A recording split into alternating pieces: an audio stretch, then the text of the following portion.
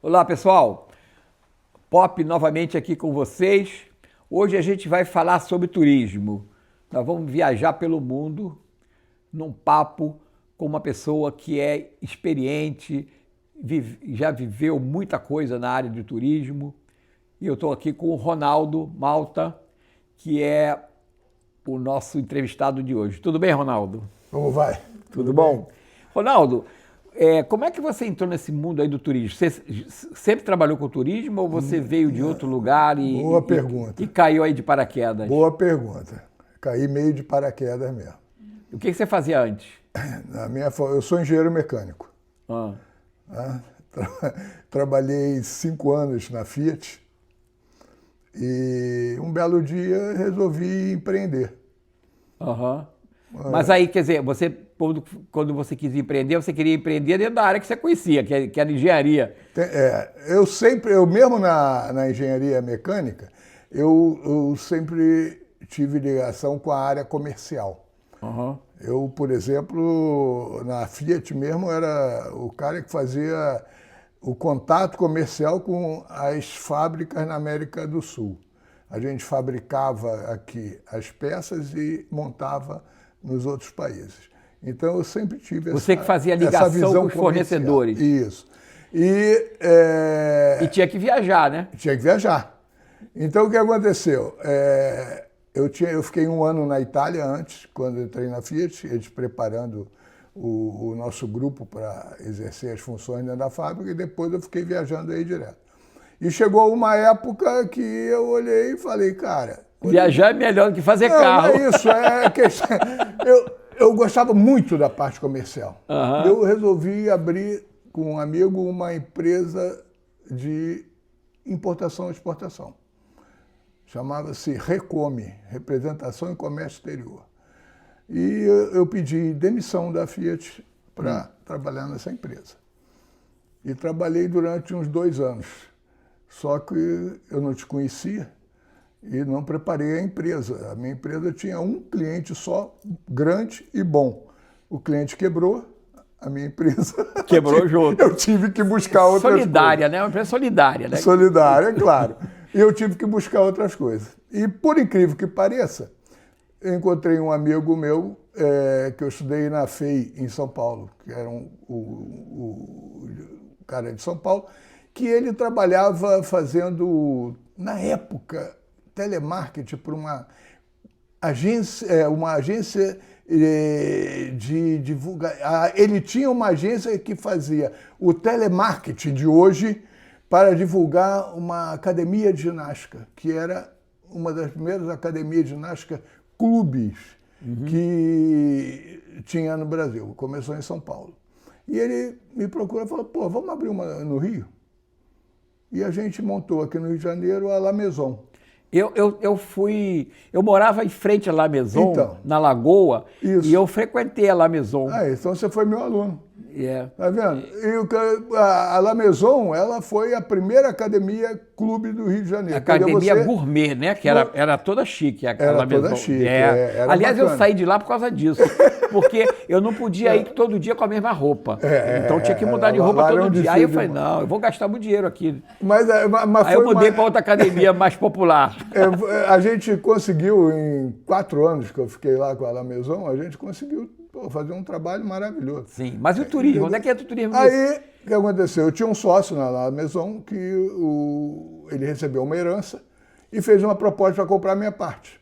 Na La Maison? Na La Maison. E eu achei interessante a proposta que ele fez e topei. E fiquei assim, meio sem saber o que fazer. Com aquele bom dinheiro na mão, sem saber o que fazer. O que eu vou fazer e tal, não sei o quê. E um amigo tinha uma agência de viagem e eu usava o escritório dele ali no Leblon para, fazer algumas coisas e tal, não sei o quê. Compra passagem aqui com meu amigo e tal. Daí o cara me cara, você leva jeito para isso e tal. Aí pronto. Aí você juntou aquela tua coisa do marketing. Foi a mosquinha do turismo que apareceu. Sim. E aí você teve, dessa área de turismo, você trabalhou, você teve agência e você trabalhou em agências? Aí eu montei a minha primeira agência. Chamava-se Mega Tours. E fizemos um trabalho bacana ali, era ali no Leblon, na Atolfo de Paiva 135. E a gente, começou, a gente tinha Eu uma morei parte- ali. Morou ali? Morei, em frente ao cinema Leblon. Era bem perto ali. Então, morei ali. Aí começou com a Mega Tours, que era uma empresa meio familiar. A sociedade era eu, o meu ex-sogro e a segunda mulher dele. E tal. Um belo dia eles se separaram e ele deu as cotas dele para ela. Aí eu fiquei minoritário na sociedade, sendo que eu fazia, digamos assim, 90% do trabalho da empresa. Você tinha 90% do trabalho e 10% Não, da eu tinha 30, receita. tinha 30% do resultado.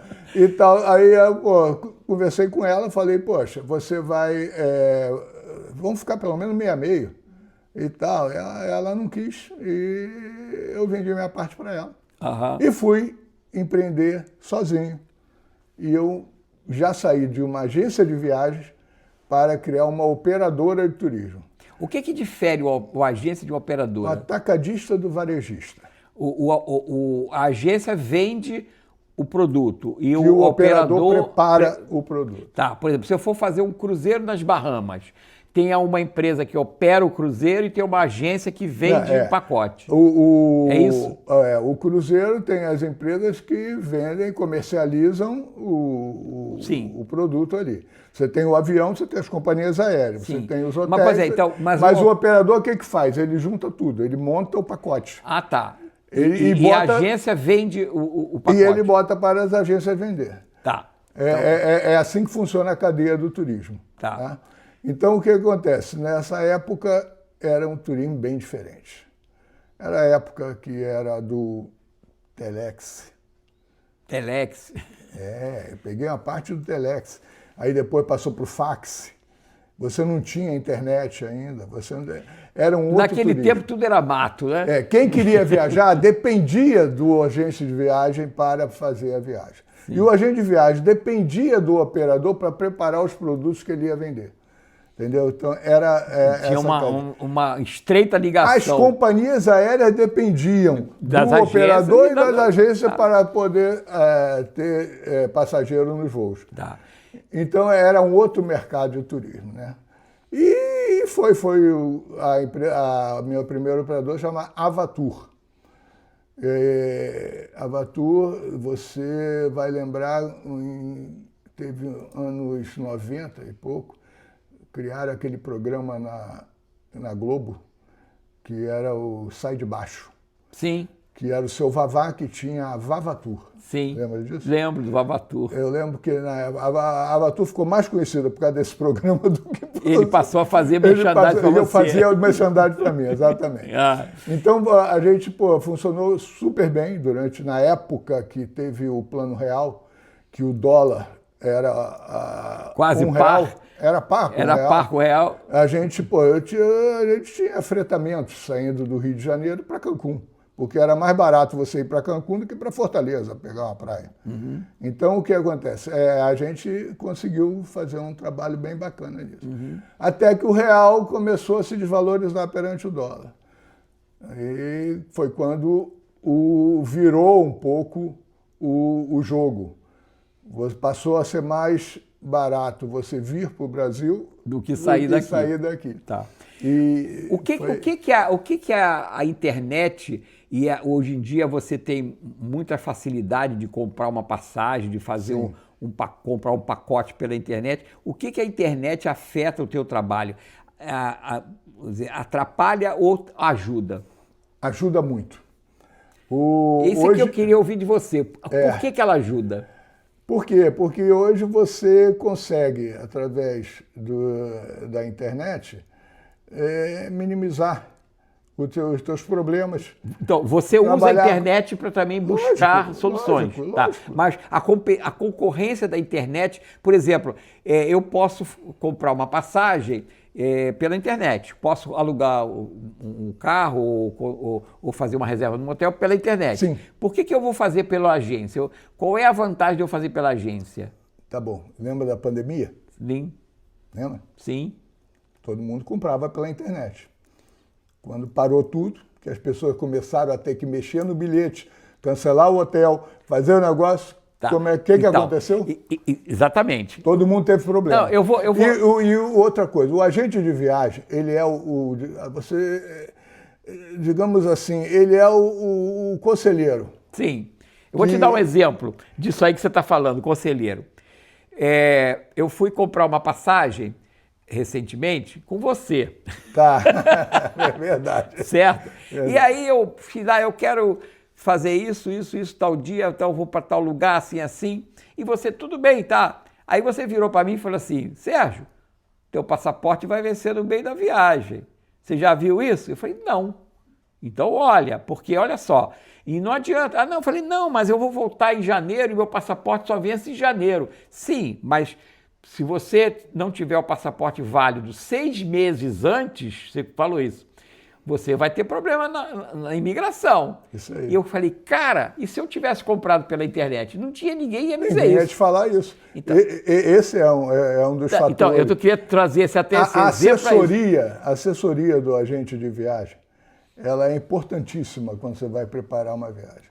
Não só uma viagem individual que você está fazendo, muitas vezes viagem de famílias, que reservaram aquele período para fazer uma viagem grande pelo mundo.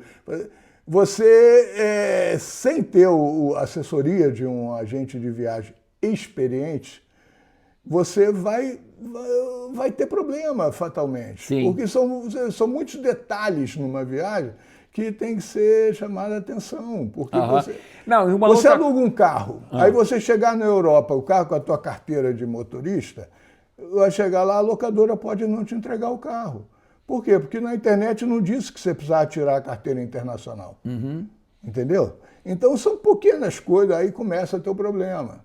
Entendeu? Você não consegue descobrir isso na internet. Vou fazer uma analogia. Se eu compro uma roupa pela internet e a roupa vem com defeito, de repente eu não consigo mais nem voltar aonde eu comprei.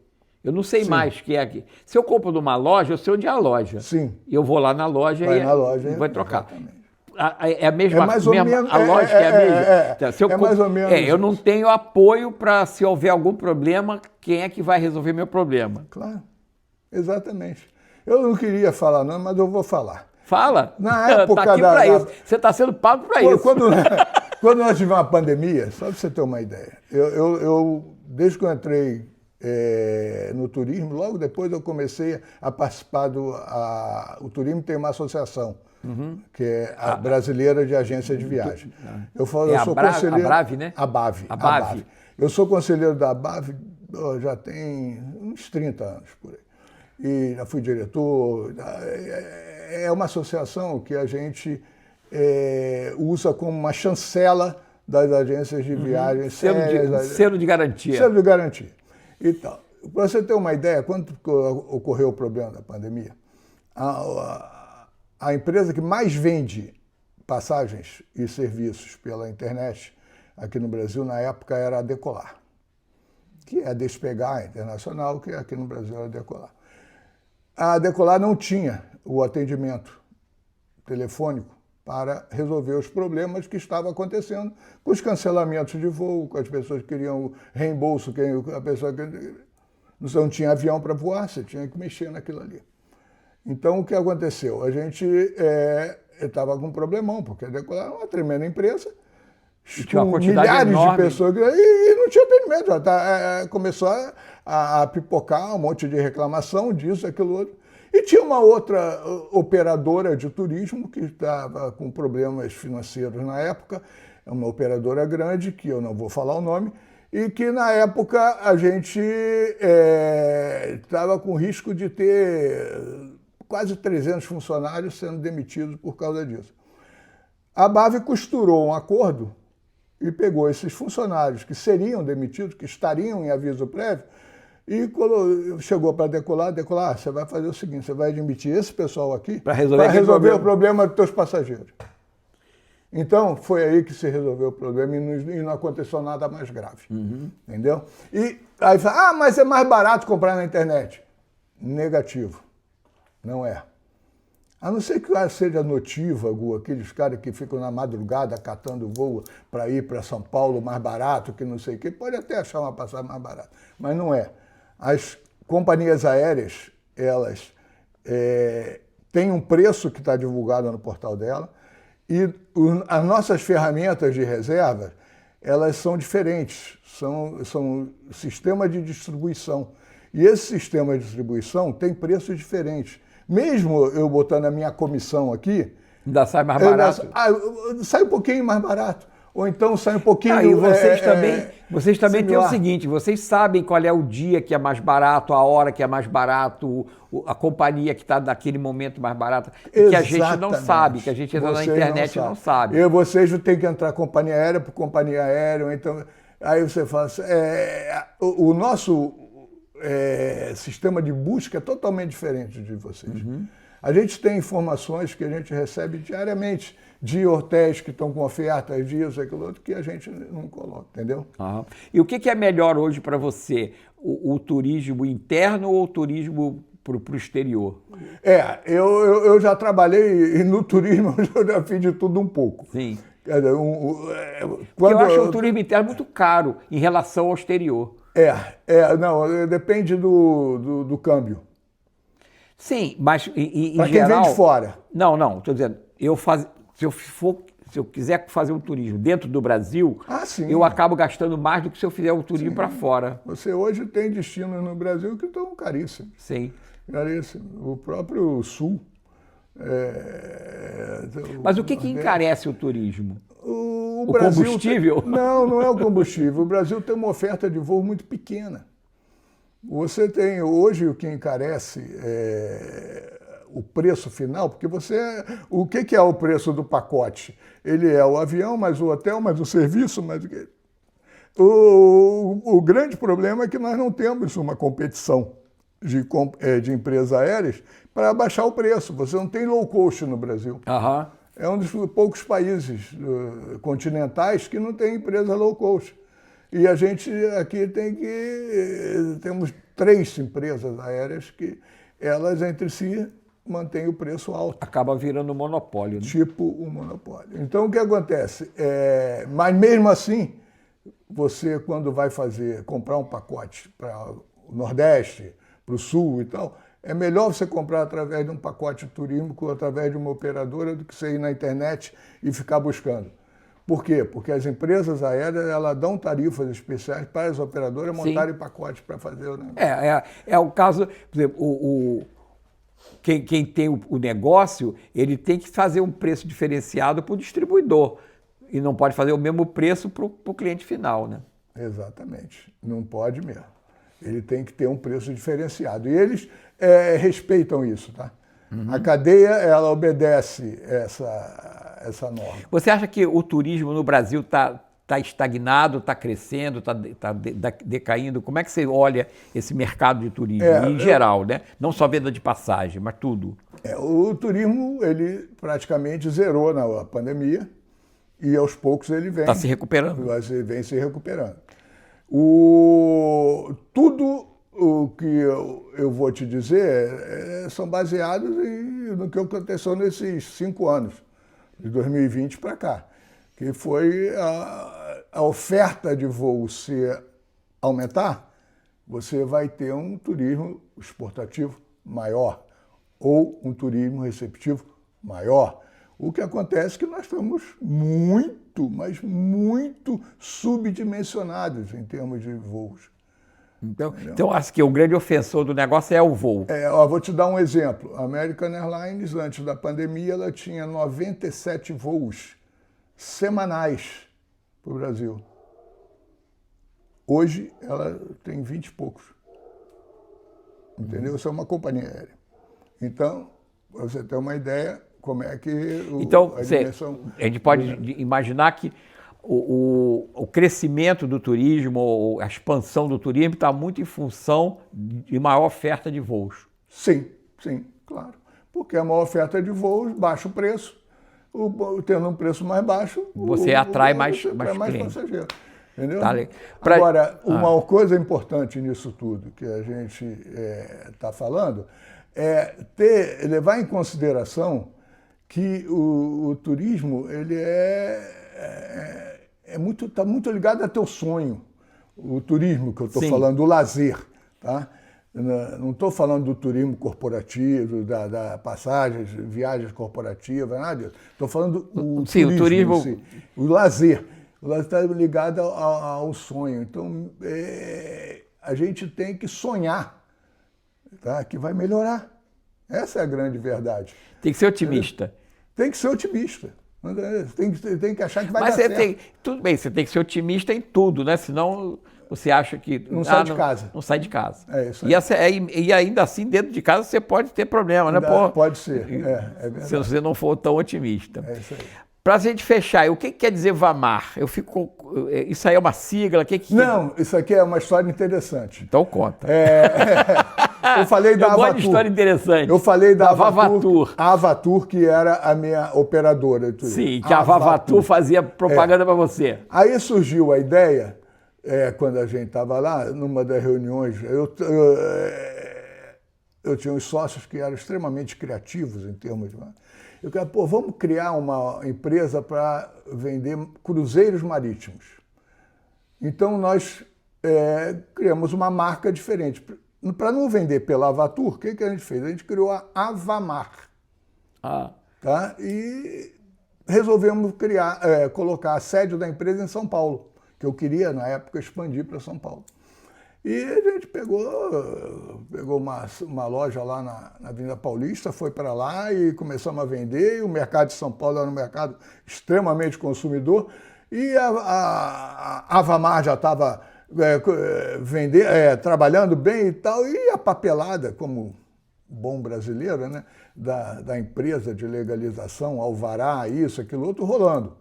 Daqui a pouco o contador liga e fala assim... Não pode usar o nome Avamar. Não pode usar o nome Avamar.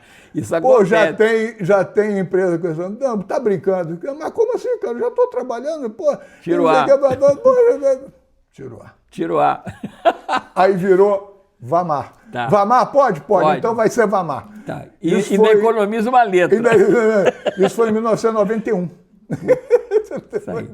Então, Ronaldo, eu te agradeço muito. Esse papo foi um papo leve, alegre, bacana, como o turismo deve ser, né? É isso aí. Então, a gente não pode fazer um papo sobre turismo com um troço pesado, né? Tem que ser leve, tem que ser descontraído. Porque o turismo é exatamente o que você falou, é sonho. Então, e sonhar não custa nada, né? Então, a gente tem que fazer essa coisa funcionar. E eu te agradeço muito esse papo aí, eu acho que foi interessante, esclarecedor, até mostrar esse problema aí, que eu acho, eu concordo com você, eu já comprei muita passagem direto da internet, e já quebrei muita cara também. Lógico. E hoje em dia eu não faço mais isso. Eu vou lá na Vamar. Mas você quebrou a cara já na Vamar, comprou na Vamar? Ainda não. Só o dia que eu fui lá e pedi uma passagem para Nárnia. Aí o funcionário não sabia onde era Nárnia. Ele está tentando saber onde é Nárnia. É para a capital da Passárgada. É isso aí. Obrigadão. Prazer mesmo. Obrigado você. Tchau. A gente se vê no próximo vídeo, com muito mais alegria.